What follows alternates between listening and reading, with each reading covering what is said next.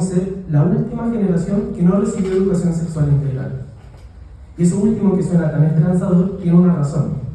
Este último periodo, donde el pianista de Chile se puso muy creativo, ha estado marcada por vertiginosas disputas sociales que realmente desorientan y que, a mi juicio, les son súper útiles a quienes creen que todo se trata de ser los primeros. Los primeros en ser virales, los primeros en lograr algo, los primeros en impugnar a alguien, ser los primeros en aparecer, en publicar, en polemizar.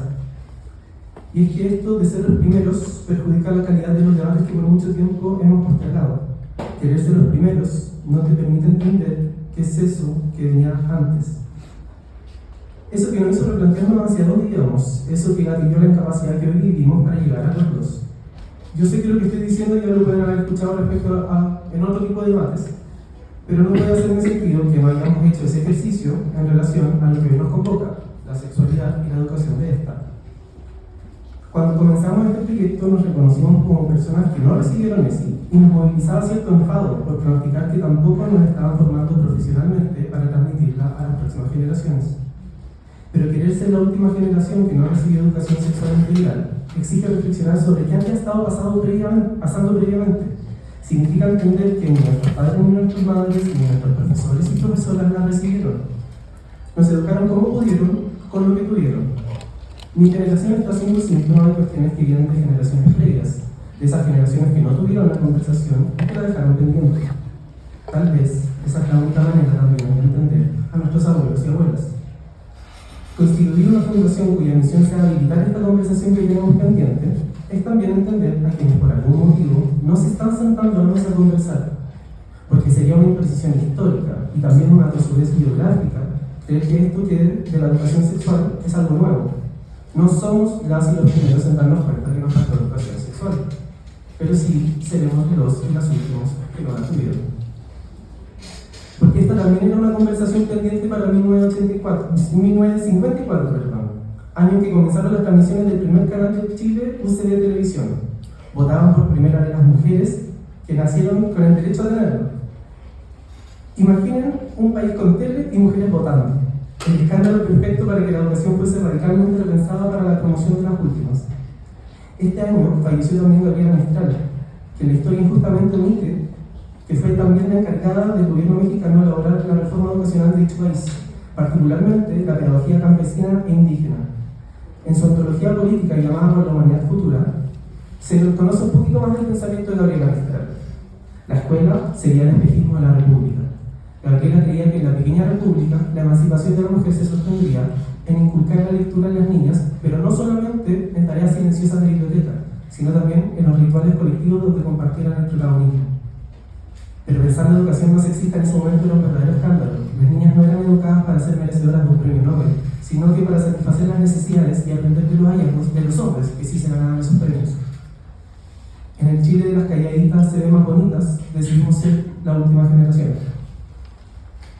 Porque este también era una conversación pendiente para 1984, año en que muere el primer paciente del cáncer gay.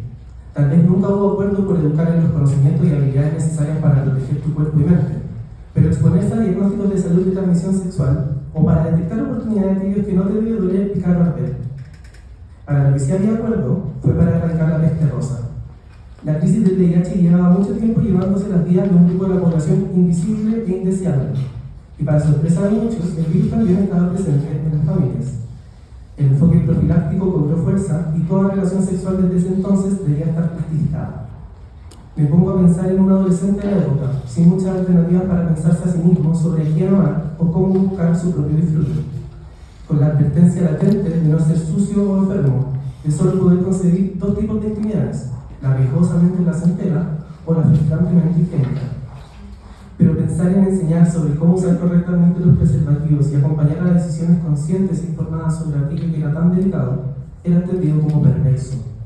En el Chile del pudor, del silencio y el estigma, en el Chile de la vergüenza sobre nuestros cuerpos y nuestras prácticas sexuales, donde la pregunta por la interacción sexual es respondida desde el pánico y la ignorancia ante la enfermedad, incluso ahora que la pandemia facilitó poder olvidarnos a la juventud en esa labor. En ese Chile también queremos ser la última generación. Y porque esta también era una conversación pendiente en 1996, año en que se empezaron a implementar las JOCAS, Jornadas de Conversación de Afectividad y Sexualidad. Las jotas fueron fuertemente asistidas por algunos sectores de la población, desatado por un titular de prensa que maliciosamente publicó una imagen de un adolescente manipulando un preservativo bajo el titular que incriminaba al Ministerio de Educación. Un país que sabía la democracia y la masificación del acceso a la anticoncepción terminó descontinuando una prometedora política educativa porque no estaban las condiciones para enseñar en los colegios sobre autonomía reproductiva. Pensar en que la maternidad no puede ser impuesta, sino que debe ser deseada, estaba muy lejos. Proponer educar a varones sobre la corresponsabilidad parental y crianza respetuosa sonaba aún muy revolucionario.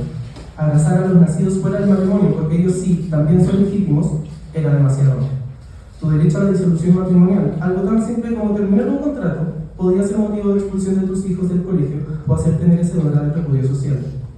Hoy en el Chile de los papitos corazón, las abuelas pobres por la soltería, el Chile de la anticoncepción defectuosa que aún así circula con farmacias impunes, de los directores de colegio que demandan a cerrar las piernas antes de abrir la mente. En ese Chile también queremos ser la última generación. Porque esta también era una conversación pendiente en los 2000. La revolución del internet y la industria del entretenimiento. Publicidad con desnudos, programas de farándula contándote en exclusiva quién se acostó con quién. Toda una generación de huérfanos digitales que entraron a la web para satisfacer esas pulsiones reprimidas que sus liceos les prohibieron cuando eran adolescentes. La cultura del reggaetón, la cultura hipersexual, la pornofarmacia. La libertad nunca fue tan libre. Incluso algunos abusaban del libertinaje. Y es que me resisto a creer que se haya preferido hacer caso omiso a lo que por décadas ya se venía advirtiendo que pasaría. Las nuevas libertades requieren nuevas éticas. Porque nunca se trató si era mucha o poca ropa, más o menos soltería, más o menos explícito. Lo que sí importaba era eso, que decidiéramos qué hacer. Hay que enfrentarlo porque es urgente. La vida digital nos tiene desorientados sobre cómo cuidarnos, cómo establecer límites, cómo consumir éticamente. Y ustedes a esta altura ya sabrán lo que estoy pensando. De esos temas también se puede enseñar en los colegios. ¿Por qué? Porque en el Chile actual, donde niños, niñas y adolescentes crecen con las denuncias de violencia sexual en la política, en el espectáculo, en la iglesia, en el deporte, en sus propios colegios, como ruido de fondo, mientras estudian. En el Chile donde las y los estudiantes llegan a casa sin ganas de hacer la tarea, sino con moretones, ahí es donde también vamos a ser la última generación. Y esta conversación también estaba pendiente para 2011, año en que salen a la luz las denuncias de abuso sexual infantil en contextos institucionales. Nadie se salva, nadie. La iglesia, el Sename, los clubes deportivos, los scouts, los colegios. La confianza pública se quebró a tal punto que algunas personas comenzaron a cuestionarse que si tal vez podría ser que esto tan abominable que era denunciado en la tele, quizás también valía sospecharlo en lo privado. Súbitamente lo que era incómodo pasó a ser intolerable. Quienes estaban en silencio pasaron a denunciar. Y las familias nunca más volvieron a ser las mismas. La ESI te permite diferenciar los secretos de confianza con aquellos que te hacen daño. Te permite identificar a los adultos y a las instituciones que pueden socorrerte si te están haciendo daño. A conocer esas partes de tu cuerpo que no deben ser tocadas. Pero ojo, porque educar en límites personales, en distinguir lo público de lo privado, a cuestionar las asimetrías de poder, incluso los vínculos familiares, era por alguna razón incitar la promiscuidad de la infancia. Nos contaron mal la historia. En el Chile de Caraíma, de Sheffield, de Espiña, de Pradenas, de Macaya, en el Chile donde la ESI es la condena para los abusadores, pero no es el derecho de las víctimas ni la herramienta para dejar de formar a nuevos abusadores. En ese Chile del Trauco, que es una leyenda que lo explica todo, en ese Chile también vamos a ser la última generación. Y esta también era una conversación pendiente para el año 2019. Este fue el año en que un joven adolescente llamado José Matías ya no aguantó más. Tenía 16 años y escribió en su carta de despedida que para sus compañeras él solo era un maricón culiao. Las identidades sexuales que no se ajustan a la norma escolar mueren. Y no es una exageración para hacer que este discurso suene más intenso. Realmente se mueren. Liceo de mierda, me colapsaron. Escribió José Matías después de sufrir bullying transfóbico durante su adolescencia. Ese niño, como muchos otros, creció creyendo que él no se la podía con su colegio. Pero bien sabrán que fue el colegio el que no se la pudo con él. ¿A cuántas niñeces de la diversidad sexual les vamos a seguir fallando? ¿Qué viene después de los protocolos, de las capacitaciones, de las campañas de sensibilización, de las famosas mesas técnicas, de las circulares de la superintendencia. ¿Qué debió haber estado evidentemente antes del funeral? Educación sexual integral. Pero ojo, que hoy son caprichos identitarios que unos pocos dicen. Son para una minoría que es muy chillona, pero minoría al fin y al cabo. En el Chile donde la infancia nace como una lita rota, en ese país donde vivir en el closet como mínimo los primeros 18 años de tu vida sigue siendo considerado lógico, incluso para quienes dicen amarte, ahí es donde también queremos ser la última generación. Y es que lo que no se educa en la escuela aparece desordenadamente en nuestras camas. Lo que no se habla en la familia va a interrumpir la sala de clases. La sexualidad emerge de la educación vía controversia, y en las casas aparece vía prensa. Porque la educación de la sexualidad es un fierro caliente. Síganme con la metáfora. Es un fierro caliente porque nadie lo quiere tomar. El mundo adulto normalmente se sienta a discutir sobre los riesgos de quemarse. Probablemente desde la academia se puede teorizar por horas sobre qué precauciones deben tomar otros que sí lo van a agarrar. Quizás los políticos convoquen más mesas de diagnósticos para proponer orientaciones que deben ser seguidas por esos otros que sí se van a atrever. Por algún motivo, suena más realista prepararse para el incendio antes de evitarlo. Imagínense, una sala llena de adultos, una sala llena como esta, todos alrededor de un fierro caliente que nadie se atreve a tomar. Hay quienes lo han tomado y se han quemado en el intento. Algunos, no dispuestos a tomarlo, han animado a otros a hacerlo, pero el solo hecho de imaginarse a alguien distinto a ti con un fierro caliente en sus manos te hace arrepentirte de la idea. Maldito fierro que nos tienen peleando entre nosotros mientras hierve ante nuestros ojos. Sabemos que si nadie lo toma, las consecuencias van a ser mucho peores, pero ponerse de acuerdo sobre cómo tomarlo nos paraliza más que el fuego mismo. ¿Por qué nadie me preguntó antes a mí si yo autorizaba a tomar el fierro? Grita uno. Mejor traigamos un experto en fierros, pero no es experto que estás pensando tú, mejor que sea mi experto. Escondamos el fierro, nos protegemos quemando ahí en la esquina, debajo de la alfombra, se escucha en el fondo. Yo me quemé chico con ese fierro y la verdad que no basta para tanto, no, dijo otro. Yo no veo que sea un problema, con mi fierro no te metas.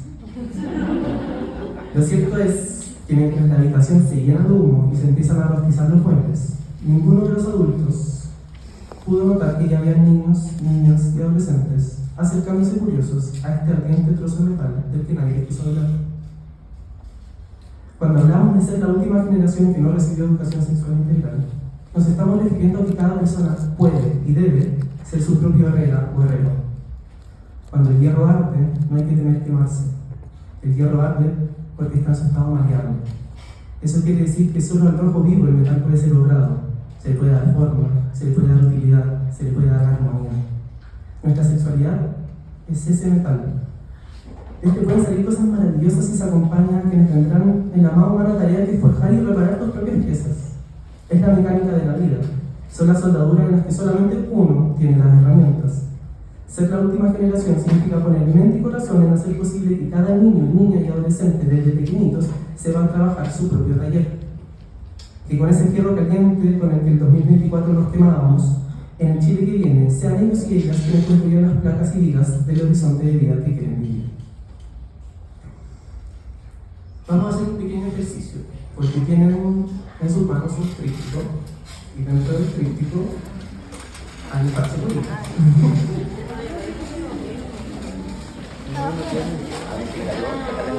Se me cayeron, no tienen.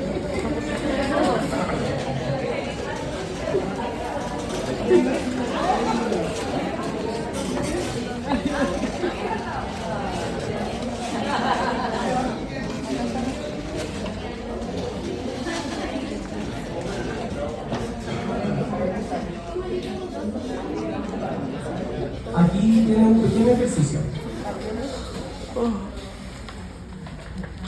Mientras hablen el parche, quiero que piensen en ustedes y sus historias de vida. Piensen cuando eran pequeños y pequeñas. Todo eso que preguntaron y no tuvo respuesta. Eso que recién pudieron resolver del antes, pero con angustia y a la mala. Piensen en ese compañero o compañera que sufría en solitario estando en el asiento al lado de ustedes. También por ellos que ya eran muy chiquitos para decir basta y no tuvieron dónde acusar. Esa persona que pasó demasiadas noches desveladas resolviendo quién era, y cuando lo asumió, entendió que debía esconderse para sobrevivir. Quizás pensaba que debía esconderse de ustedes mismos. Piensen en la cancha dispareja en la que millones tuvieron que resistir, para que hasta ahora la cancha sea un poquito menos injusta. Piensen en ese compañero de curso agresivo y egoísta, ahogado en esa masculinidad inviable, que quizás tal vez nunca le permita ser feliz. Piensen en las abuelas que nunca tuvieron un orgasmo, pero tuvieron 7, 8 o 9 hijos. Piensen en ese secreto de familia que inocentemente una niña se atrevió a revelar en la escuela y nadie la quiso escuchar. Por todas esas inseguridades fabricadas que aparecieron en el espejo, por todo eso que dejaste de hacer y disfrutar, por los niños y niñas a los que, asumámoslo, no estamos haciendo todo lo posible para evitar lo que mañana les va a quejar. Con conciencia y con ternura, les invito a que pongan el parche en el corazón del Cristo. Y por todo eso, Chile necesita eso.